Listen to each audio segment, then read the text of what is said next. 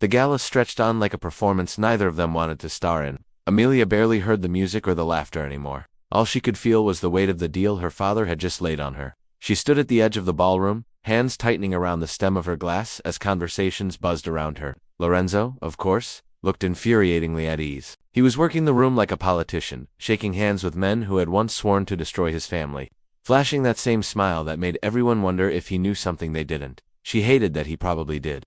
Standing in the corner makes you look like a runaway bride, a voice drawled behind her. She didn't have to turn to know who it was. I'm considering it, she muttered. Lorenzo stepped beside her, close enough that their arms almost brushed. You'll break a lot of hearts if you run. Good, she said, eyes still fixed on the crowd, starting with yours. He chuckled, low and amused.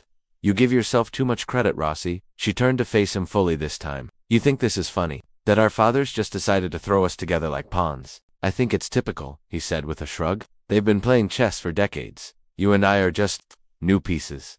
I'm not a piece, she snapped. I know. He met her gaze, suddenly serious. That's why it's going to be interesting. Before she could answer, her father called her over. Antonio stood with Lorenzo's father near the center of the room, both of them wearing the polite smiles of men who could have each other killed before breakfast if the wrong word was said. Amelia followed reluctantly.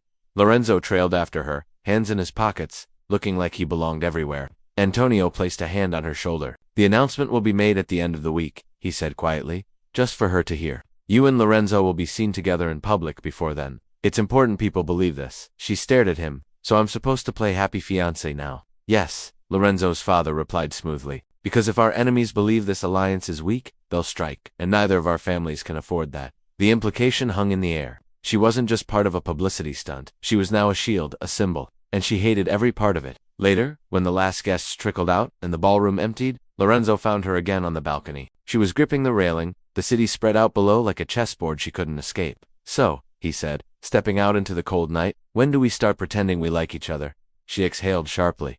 I don't know. Maybe after I stop wanting to push you off this balcony. Baby steps then, he murmured.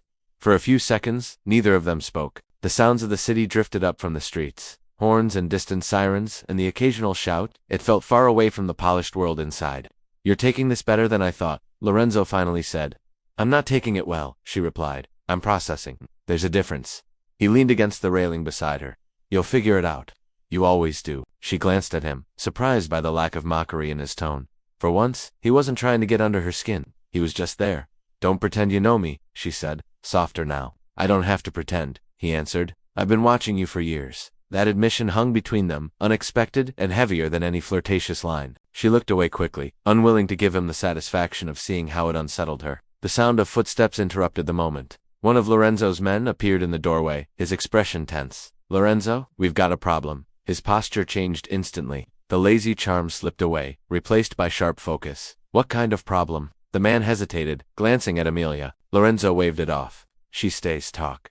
2 of our trucks were hit on the Brooklyn route. No survivors. Amelia felt the shift in the air. This wasn't family politics anymore. This was blood. Who? Lorenzo asked. Unknown. Fast, clean, military style. His jaw tightened. This isn't some small-time crew. Amelia's father appeared behind them, already on the phone, barking orders in Italian. She realized with a jolt that the engagement wasn't just strategy, it was a warning. Someone out there was watching both families, waiting for a weak spot, and now, like it or not, she and Lorenzo were part of the response. He looked at her then, eyes darker than she'd ever seen. Looks like our fake engagement just got real.